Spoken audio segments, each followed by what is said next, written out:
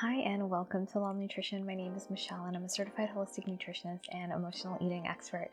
And today I wanted to share more with you about how emotional eating impacts your kids and what you can do about it. And so I thought this would be a great topic. I've gotten so many questions about it. And so many mothers have come to me worried that they're going to pass on their emotional eating to their kids. And, it's something important to think about.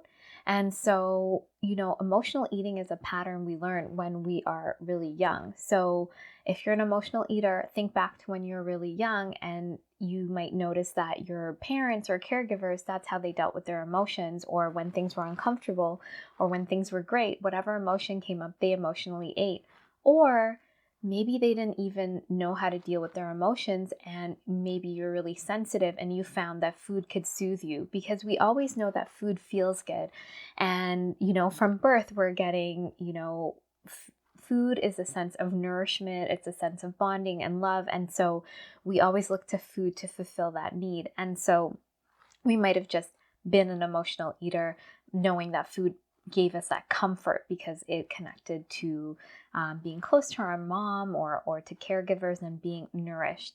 And so when we have this pattern and we are now a parent, what can happen is that we can start modeling this to our kids. So if you saw this from your parents, you're going to model it to your kids. And if you have the pattern, it's possible that they're going to model after you, and you're going to have a lot of anxiety around food. And, with that, even if you tell them how to eat properly or show them, they're always going to be seeing your pattern and subconsciously sort of absorbing it, especially if they're really young. And so this is something important for emotional eaters who have kids.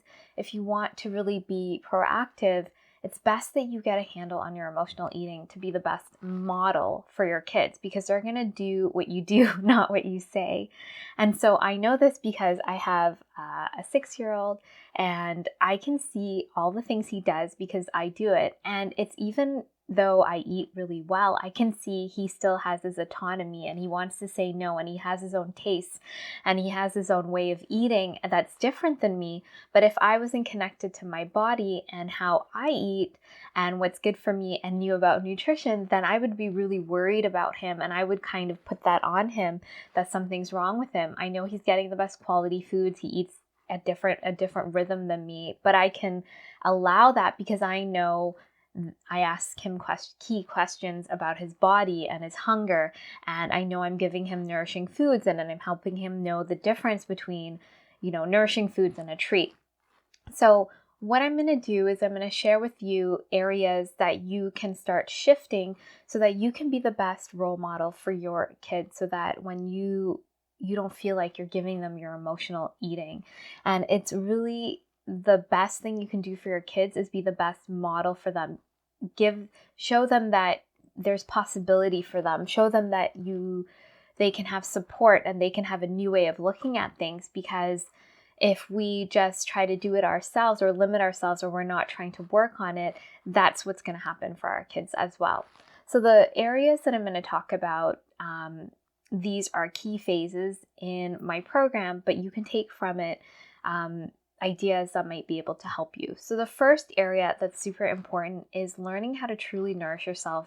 And, that goes into a lot of different things. So truly nourishing yourself, for me, what I teach is how to truly nourish yourself, how to really tell when you're emotionally hungry versus true hunger, and how digestion is really key. So strategic digestion, because when we're nourishing ourselves, it doesn't mean we're just putting food into our mouth or even good quality food. It means we're digesting the food, because even though we eat great food, if we're not digesting, absorbing, and assimilating the food and the nutrients, we're actually not getting anything in our bodies.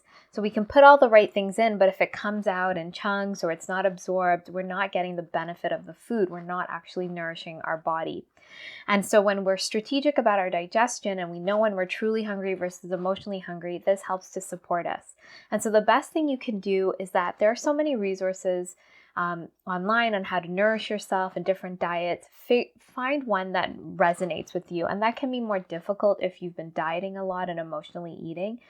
But focus in on how it feels to you. Does it make sense to you? Is it sustainable? Or is it a 30-day diet? You have to look at those key things. Look at learning about nutrition yourself. There's so much nutritional noise, so that can be hard. But, if you start educating yourself, if it's something you're passionate about, then do that. But if you're not and you need guidance, then look for support. Look for someone who you trust. They're going to give you the best results and they're going to tune into you. And so this is key and important, learning all of these different things. Sometimes, you have to really feel like someone is going to support you nutritionally. And what I find with a lot of emotional eating programs is that they don't touch it on the nutrition and nourishment part. And I think it's really a foundation. So that's super important. And so the second area that's key and important for emotional eaters to start creating more opening and to move away from this old way of doing things or this old sort of disordered pattern is body acceptance. And so the way I look at body acceptance is that we don't have to love our body, but we have to accept where it's at. Because a lot of the times with emotional eaters, we tend to be really critical of our bodies. We're dieting, we're trying to control our eating, control our body. We're not the nicest people to our body. We don't understand our body. So we might be dieting or trying to cut calories, and we're not giving our body, we're restricting from our body instead of giving our bodies the nourishment it needs, or critical of our body. And so we punish it at the gym. Or we are, not giving ourselves quality foods, so knowing the needs of the body, and we're also not maybe sleeping, or all of these things that happen with our body, or knowing that, some days we're going to eat more than others and it's okay. So all of this is about body acceptance, because our body's needs changes, especially if you're a woman of reproductive age, it's going to change throughout the month. And so this is key and important. So learning how to really accept your body and knowing how your body functions is going to be important for you. The third area is going to be emotional wellness. If you're an emotional eater, you learn to use food to cope with your emotions. So now you need to learn how to actually be with your emotions and process through them. And of course, if you're raised in a house that kind of distracted from emotions, or you didn't feel safe around them, here support is really important as well, and knowing what to do, because sometimes we need that additional support to go deeper, to feel safe in our bodies, to process emotions. And the way I work with emotions is on more of a somatic level, because emotions live in our body. It's not just about talking.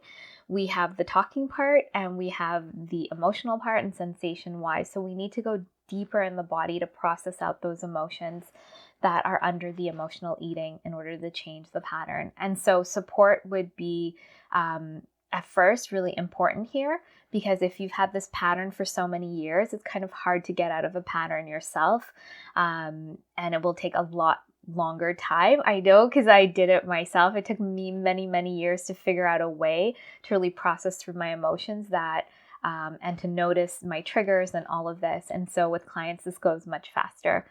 But that would be something to look into, getting that emotional support. And so these are the three key areas that are important for emotional eaters that I found in my own journey. Knowing to nourish my body, to truly nourish my body, body acceptance, and the emotional wellness piece. And of course, there are other additional lifestyle factors we can add in, but those are the main ones. And so when we are able to relearn a new way to do all those things, we start to move past our emotional eating. We start to feel comfortable in our body. We don't feel as afraid around food and around our emotions. And when we embody that and we are that, our children will just be that. They will just be that, because they are absorbing how we are being, not what we're saying. We could say, don't have that treat, and then we're eating all the treats, and they're seeing us having this. It's very confusing, this chaotic pattern. And so we want to be the best role model. No one is perfect, but we're just doing the best that we can, and so that our kids can see that. So those three areas are ways that you can help yourself, because when you help yourself, you're going to be better able to help your kids. You're going to have a better gauge internally of how much, when they're hungry, when they're full, not going to be punishing them around food or restricting around food. You're going to have better habits around that. And so that's key and important. With when you embody it yourself, you become the model that you perhaps didn't have growing up, and you probably didn't if you're here. So if this is resonating with you and you do want to dive deeper and you want more support, then I invite you to book in an emotional eating assessment call to see if the Emotional Eating Evolution program can support you. And of course, if you have any questions or comments, leave them below, and I look forward to sharing more with you, and I hope you have a great day.